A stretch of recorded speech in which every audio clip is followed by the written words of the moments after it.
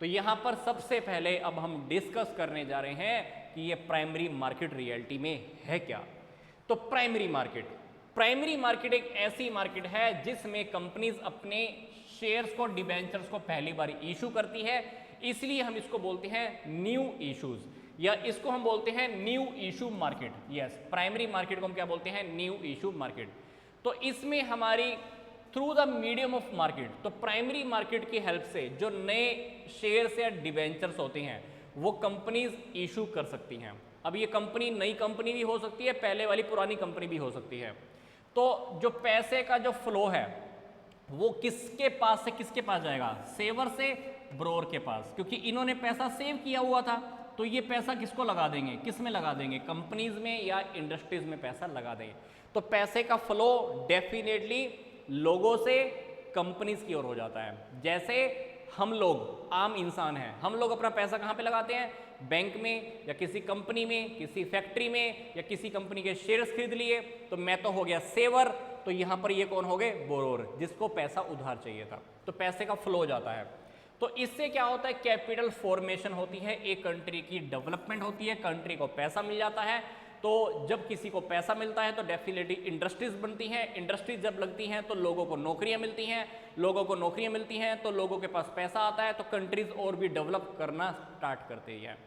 तो कंट्री के पास capital formation हो जाती है। तो ये जो पैसा है इस मार्केट के अंदर, जितना भी कंपनी पैसा इकट्ठा करती हैं, ये कंपनी क्या करती हैं?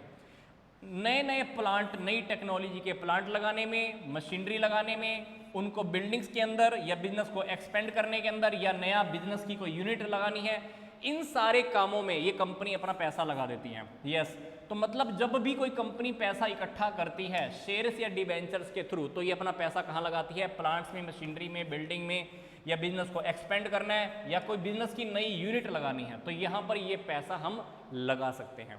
तो ये है हमारी प्राइमरी मार्केट। स्क्रीनशॉट लेना चाहें तो डेफिनेटली आप ले सकते हैं।